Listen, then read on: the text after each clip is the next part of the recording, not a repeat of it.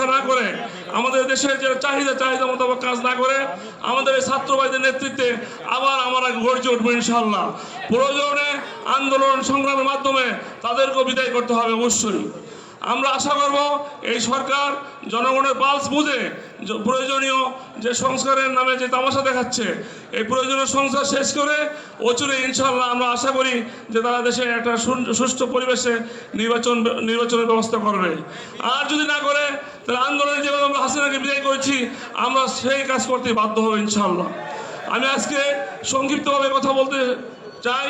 আমরা আজকে যে ফরম বিতরণ অনুষ্ঠান হচ্ছে, আমি এটা শুভকামনা করছি এবং ঢাকা মহানগর যে ছাত্রদলের 4টা ইউনিট আছে বা 4টা মহানগর আছে, আপনাদের মধ্যে আহ্বান থাকবে। আপনারা ইতিপূর্বে ছাত্ররা যেভাবে আন্দোলন সংগ্রাম করে এই দেশের স্বাধীনতা ফিরিয়ে এনেছেন, আমরা ভবিষ্যতে আপনাদের মধ্যে আহ্বান থাকবে, যদি তারা অন্যায় কোনো কাজ করে এই সরকার, তাহলে আমরা আগামীতে আমরা ঝাঁপিয়ে বলবো দেশের স্বার্থে, দেশের জনগণকে। আগামীতে কারা বিএনপির নেতৃত্ব দিবে আপনারাই কিন্তু সর্বপ্রথম ঠিক করে দিচ্ছেন। তাই আপনাদেরকে অবশ্যই সতর্ক হতে হবে যে আপনারা কাদেরকে ওই দরজা দিয়ে প্রবেশ করানোর জন্য আপনারা জায়গা ঠিক করে দিচ্ছেন। প্রিয় নেতৃবৃন্দ, আমাদেরকে আজকে বিভিন্নভাবে দেখছেন, বিভিন্ন শিক্ষা প্রতিষ্ঠানে ছাত্র রাজনীতির নামে গুপ্ত সংগঠন এবং ছাত্রলীগের খোলস বদলিয়ে তারা সাধারণ ছাত্রছাত্রী নামে তারা এখন ছাত্র রাজনীতির নামে আমাদের জাতীয়তাবাদী ছাত্র দলকে দমন করার যে প্রয়াস তারা নিয়েছে, সেটি কখনো সফল হতে আপনারা দিবেন না।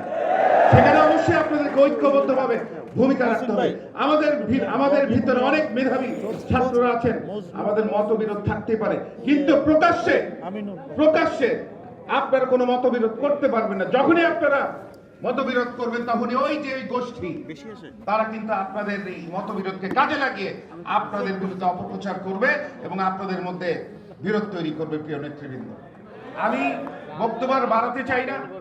ঢাকা মহানগর উত্তর এবং দক্ষিণ বিএনপি জাতীয়তাবাদী ছাত্র দলের আমাদের উত্তর দক্ষিণ বিএনপির যে কোনো থানায় যে কোনো ওয়ার্ডে কর্মসূচি গ্রহণ করবে, সেটাকে আমরা পিছন থেকে আপনাদেরকে সর্বাত্মক সহযোগিতা করব। প্রিয় নেতৃবৃন্দ, আমি আর কথা বাড়াতে চাই না। আপনাদেরকে ধন্যবাদ জানিয়ে